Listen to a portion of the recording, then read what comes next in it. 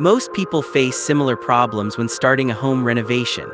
They look at the flat blueprints and can't visualize the actual space behind them. They don't know how a wall becomes a room, how a pile of stones becomes a fireplace to warm the whole family. They also grapple with a simpler but equally challenging problem. What materials are suitable for which climate? What type of wood can withstand humidity? What type of stone retains heat well during the long winter? Today, we'll take a tour of a house. This is a real-life project for a client, recreated and reproduced using artificial intelligence, so you can see each step of the process of turning the design into reality. Observe carefully. In the end, you can see your own future home hidden somewhere within this house.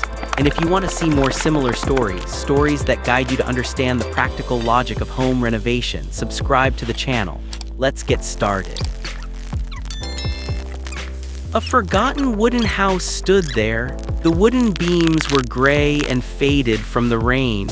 A stone chimney dulled by decades of soot and dust. A walkway cracked from frost and years of neglect.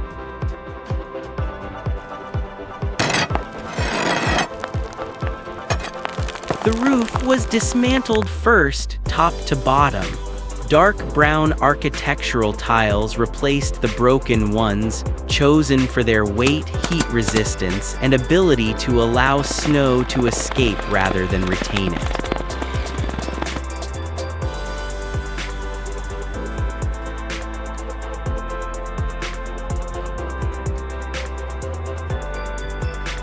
The stone chimney was cleaned, not painted.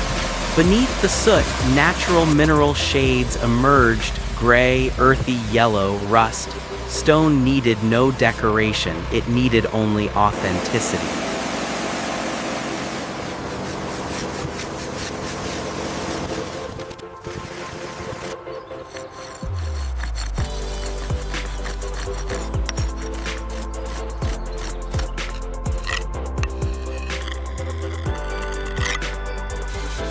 The wall panels were sanded down to the rough wood, then treated with a deep cedar wood stain. Cedar breathes with the seasons. It expands, contracts, and endures.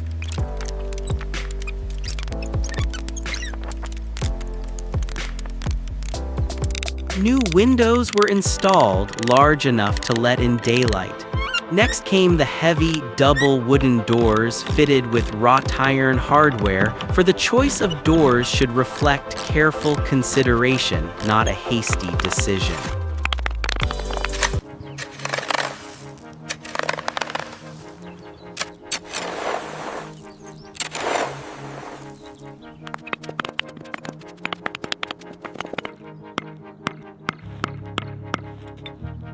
Outside, the weeds had vanished. The cobblestone paths were repaired, stone by stone. Native perennials and evergreen shrubs replaced the overgrown ones, chosen for their ability to survive without frequent maintenance.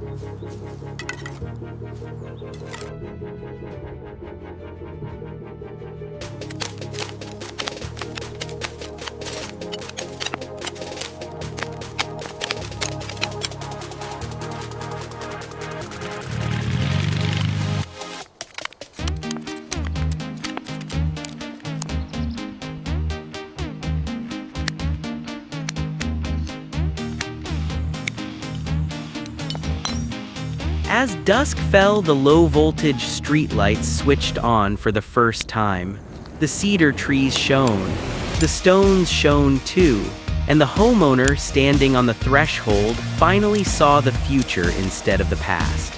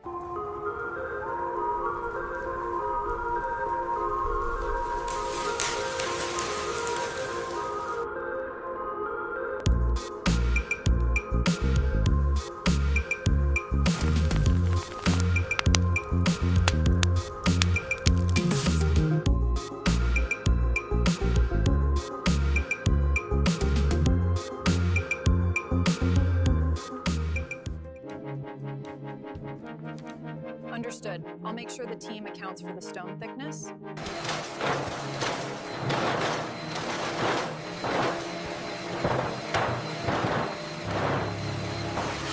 Now step inside. The living room is covered in cobwebs, soot, and dust. The wooden ceiling beams have been sanded down to the original wood, then stained walnut, dark enough to retain shine, warm enough to retain light. The plaster walls have been patched up, then painted a warm, resort-style neutral, not white. White evokes nothing.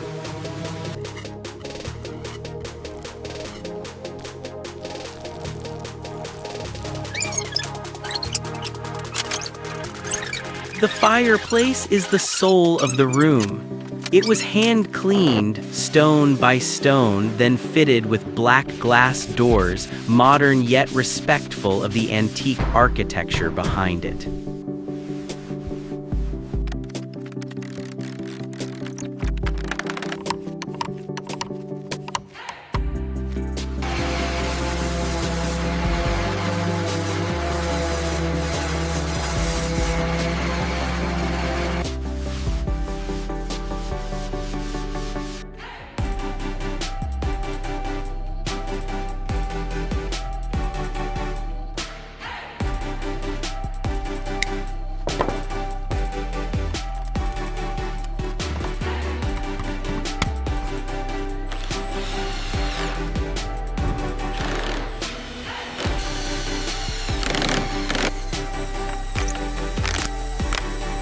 A green corner sofa has been brought in. Next come the leather armchairs. A solid wood coffee table completes the room's look. The recessed lights are dimmed and the fire blazes for the first time in years.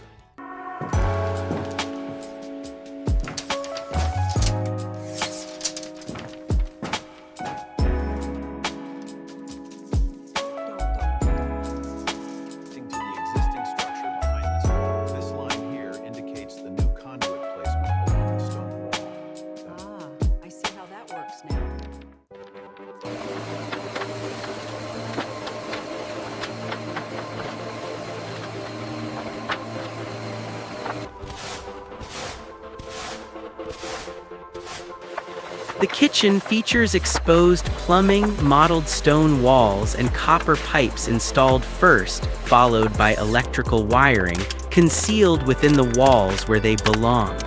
The wooden ceiling is being refurbished plank by plank. Next comes the new, wide plank hardwood floor laid slowly because a hasty floor would be prone to damage.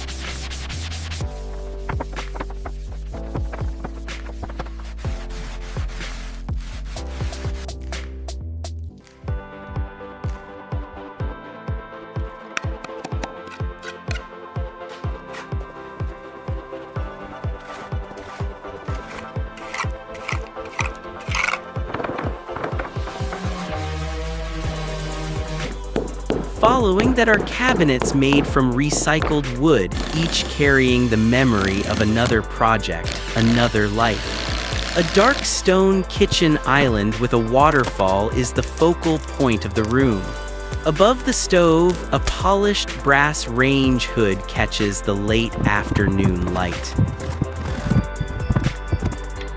At the center of it all is a solid wood dining table, paired with a chandelier made from deer antlers and leather chairs. This isn't a kitchen for ostentation. This is a kitchen for gathering, for discussion, for laughter, for enjoying Sunday mornings. As dusk falls, the space no longer feels disjointed. It felt worth the time that had passed.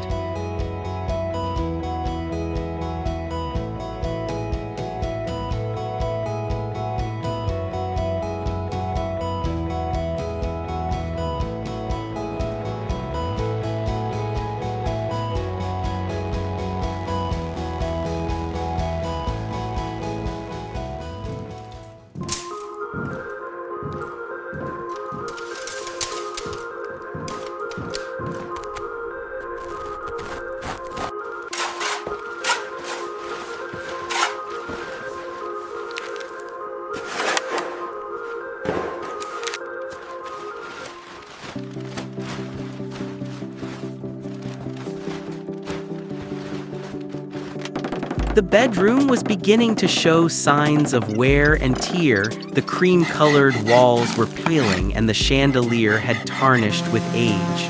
The old paint was scraped off. The drywall was patched. The wooden ceiling was oiled until it had a natural shine.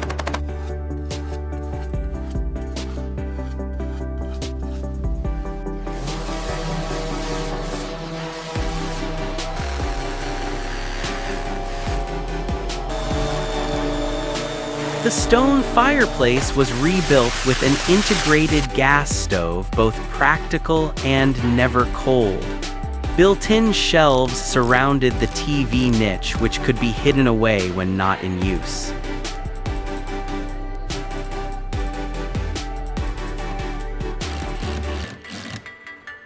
The solid wood bed was the focal point of the room, covered in forest green and golden linens. Nature-themed artwork and deer antler decorations completed the picture.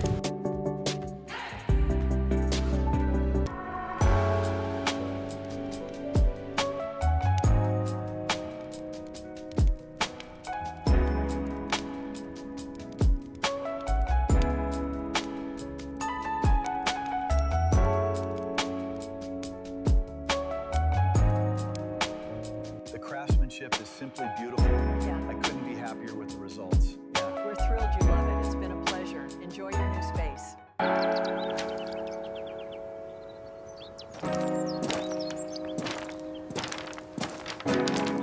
Access panel to this section. That should give us enough clearance for the new beam.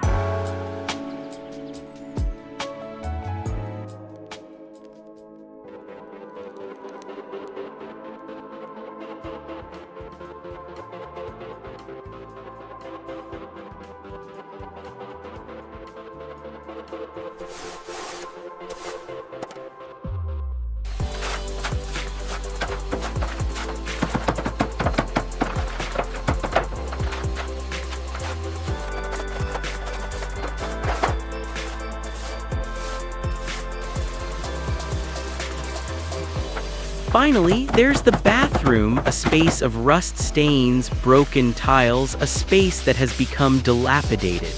The stone walls have been replastered by hand.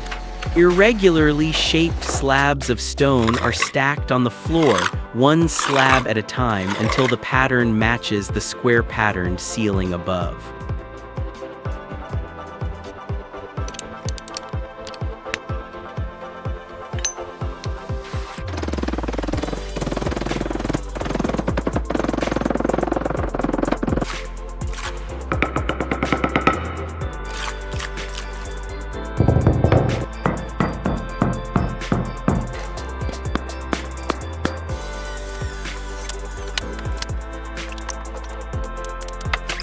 A long wooden vanity has two stone sinks complete with black craftsman faucets. In the center, a freestanding copper-soaking tub sits beneath a window overlooking the forest.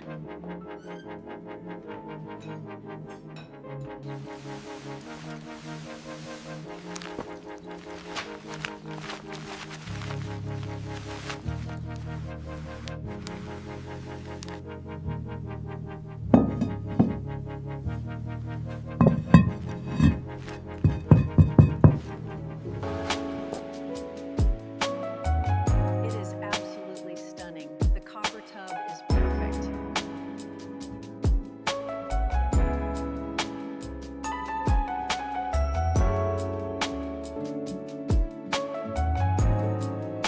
This house didn't become beautiful by chance. It became beautiful because each material was chosen for a reason. Cedar for the seasons, stone for authenticity, copper for warmth, wood for memories. If you're planning a home renovation, ask yourself this question. Are you choosing materials because they look good today or because they'll still be relevant 10 years from now? That question, more than any design, determines whether a house will become a home. If this story has given you ideas for your own living space, please subscribe to the channel. More houses, more transformations, and more valuable lessons await you.